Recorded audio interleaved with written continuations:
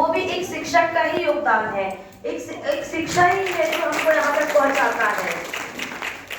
जैसा कि उन्होंने कहा कि हमारे यूनिफॉर्म का एक अलग ऑरा होता है, हमारा एक अलग एक ऑरा बनता है, या हम अपना एक अलग पहचान बनाते हैं। उसकी शुरुआत हम शिक्षक से ही होती है। आप शिक्षक होते हैं, हम तो पहले एक बोधी बालक होते हैं जिसको कुछ भी पता नहीं होता, जो बस स्कूल और कॉलेज चले जाते हैं। और आप यकीन नहीं मानेंगे, मुझे कॉलेज तक भी मुझे नहीं पता था कि मुझे क्या करना है, क्योंकि पहले करते हैं तो हम स्टार्टिंग में बस ये करते हैं कि ग्रेजुएट हो जाए। पहले तो ये था कि 10th 12th हो जाए, ग्रेजुएट हो जाए।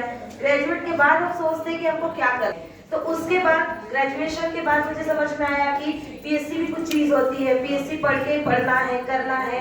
तो ये सारी चीजों में बोध करवाना और ये सारी चीजों के बारे में बताना और गाइड करने के लिए शिक्षक का अहम योगदान होता है। मेरे भी लाइफ में बहुत 3-4 शिक्षक हुए जो मुझे इस पड़ाव तक पहुंचाने में बहुत योगदान दिए हैं। उसको मैं हमेशा याद करती हूँ, उनका नमन करती हूँ। उसके अलावा जैसे कि नारी शक्ति पे हम बात करें तो नारी शक्ति हमेशा से ही शक्तिशाली और आत्मविश्वासी रही हुई है, बशर्ते हमको अपना एक जागरूकता की जरूरत होती है। जब तक नारी जागरूक नहीं होगी तो वो अपना उसके पास जो पावर है, जो शक्ति है, उसको पहचान नहीं पाएगी। और उस जागरूकता के लिए आप शिक्षकों का बहुत योगदान होता है।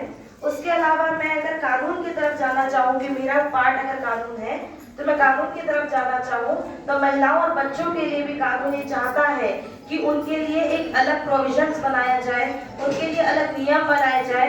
उनके लिए, महिलाओं और बच्चों के लिए बहुत सारे ऐसे नियम और कायदे और एक्ट बनाए गए हैं जिससे महिलाओं को जागरूक किया जाए, महिलाओं को सशक्त किया जाए और महिलाओं को हम सुरक्षा प्रदान करें।